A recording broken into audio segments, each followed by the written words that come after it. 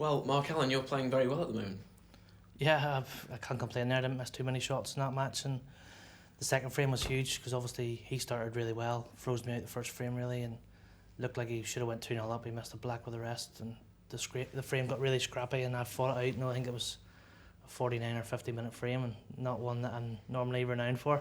But yeah, played some really good safety, ended up winning that on the colours, and yeah, didn't look back, played well after that. What do you make of Gao Yang? He looks like he's sort of set up very well. I have to say I was very impressed. I know it doesn't look that way when I've won 5-1, but you sort of get a feeling for someone. Really good over the shot, like you've said. He hits the ball like a dream. There was a few shots he didn't look like he touched at all, and the white flew back when he was playing with screw. I think timing's very, very good.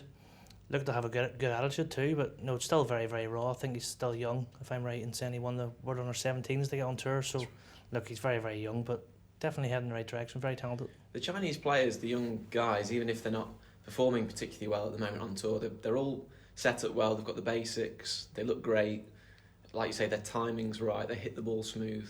What's that about? Is that just that's coaching and practice? I don't know. They practice like machines. No, that's what I'm told anyway. And there's just a production line of new talent coming through from China. So there's going to be unbelievably talented players coming through in years to come. But to make that next step up, like Ding did, it's another step for them.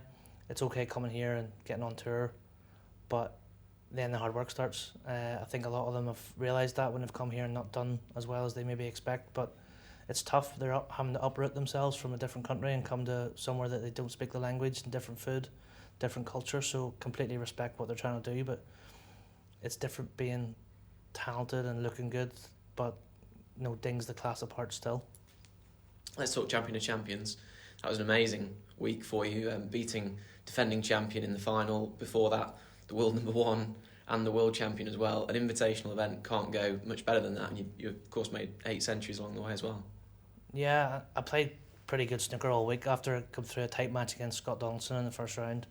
I didn't really look back. I played really well the rest of the week. I was pretty comfortable out there, and my safety was really good, and it needs to be against the top 3 players in the world. You need to be able to create chances, and when I got in I scored, so yeah, it was a good week. We spoke off camera there just about comparing that performance to 2018 where you were just incredible. You won the Masters and other events.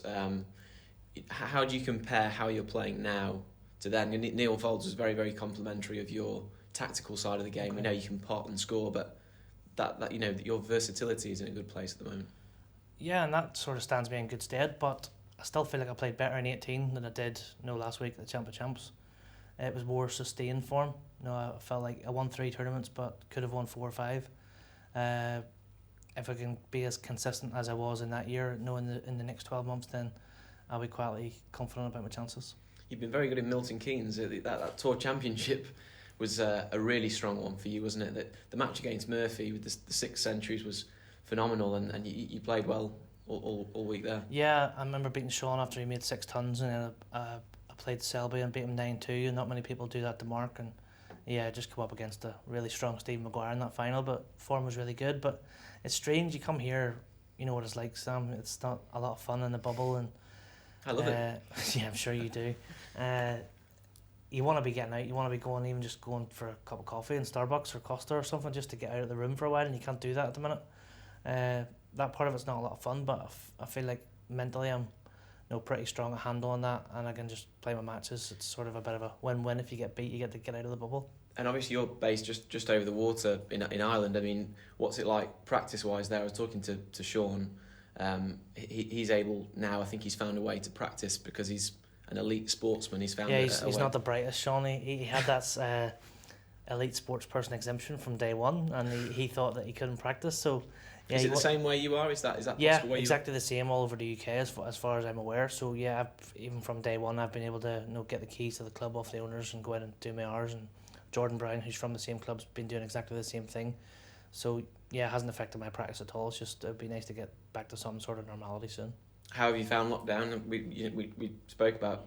I think it was at the Tour Championship or maybe earlier you were talking about sort of charitable acts that you were doing. I can't remember when that was. Yeah, I'd done a bit of that in the first lockdown. When obviously it was a much stricter lockdown and nowhere was open, and yeah. I found it very boring. So yeah, just done a bit of volunteer work locally, nothing to sort of speak of, but this time's a bit different because we've still got a lot of tournaments throughout lockdown, so I need to be getting in and doing my hours on the practice table, which I've been doing. So it's been very different this time around, but probably more enjoyable first time around. We've been able to help some others. And next up for you, it's Pang Junxiu or Alexander Ursenbacher. I don't think you've ever played Pang before, but Alexander Ursenbacher, very talented player. I think he knocked you out of Belfast last year. You've beaten him twice. What do you make of Alexander's game? Yeah, he's someone who is capable of crazy good snooker. He's beat some very good players over the years and with really good top level performances. But even the match last year where he beat me in Belfast, I didn't feel like I'd played that badly, and he made a great break under pressure in the last frame. I don't know much about the other kid at all. I'm sure that he's another one off that production line from China. He's going to be very, very talented, so going to be a tough match no matter which one of them I play. Thanks, man. Cheers, Sam.